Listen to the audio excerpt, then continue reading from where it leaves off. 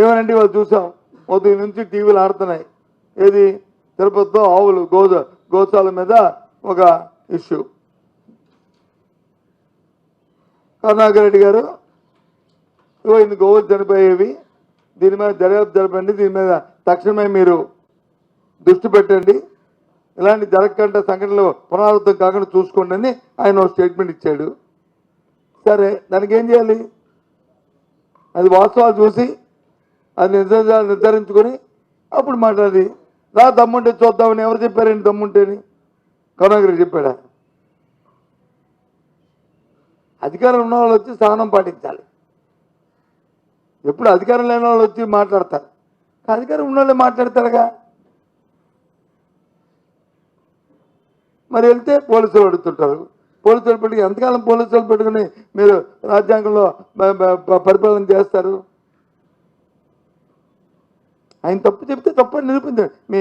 మీ EO చెప్పాడు కదా, నెలకి యావరేజ్ ఒక 20 వరకు 15 నుంచి 20 వరకు చనిపోతున్నాయని. బాబు ఇప్పుడే కాదు, గత సంవత్సరంలో కూడా చనిపోయి, 10 సంవత్సరం ముందు కూడా చనిపోయి, అంత ముందు కూడా చనిపోయి, ఇగో లెక్కలు ఇవి సాధన అని చెప్పండి. తప్పేముంది దానికి? పరుష పదాలు దానికి వచ్చి యుద్ధభూమికి వెళ్ళినట్టు వచ్చి ఏదో కుస్తీ పళ్ళకి వెళ్ళినట్టు ఛాలెంజ్లు, దమ్ములు దేనికి?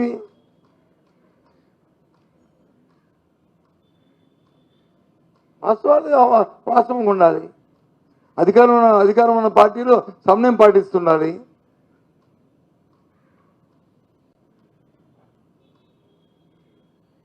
పైపొచ్చి ఏమనంటే పోలీసు మా చేతులు ఉన్నారు కదా, కాకి బట్టలు వేసుకొని ఇంట్ల ముందు కాస్తారు కదా అంటే, పాప వాళ్ళకెందుకు ఇంట్ల ముందు కాపలాలు?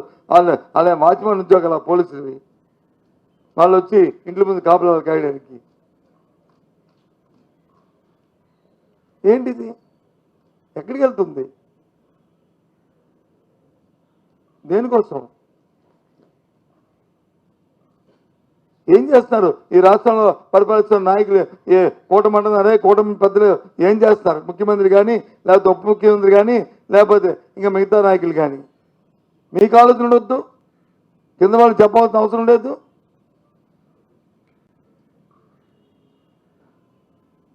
ఏంటిది?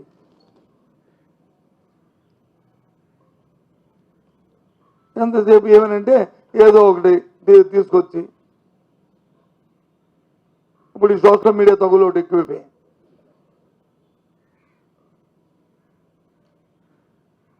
వన్ సైడ్ ఒకరి మీద తిరిగితే మాత్రం కేసు, ఇంకొకరి మీద తిరిగితే మాత్రం మరి కేసు ఉండదు.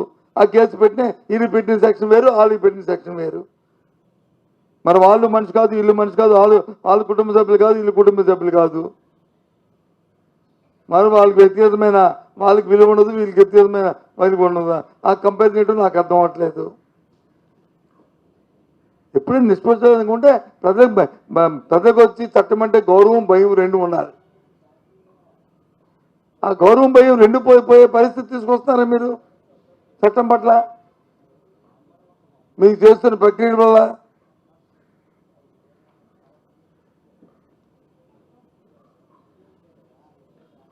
చట్టం అంటే గౌరవం ఉంటుంది అందరికీను, దాంతోపాటు భయం కూడా ఉంటుంది. ఆ రెండూ లేవు ఇప్పుడు ఈ పరిస్థితిలో. ఇవాళ జరుగుతున్న ఈ పరిణామాలు చూస్తుంటే దయచేసి ఇది కాదు, సాంప్రదాయం కాదు. ఇది ఆలోచన చేయమని కోరుతున్నాను ప్రభుత్వ పెద్దల్ని.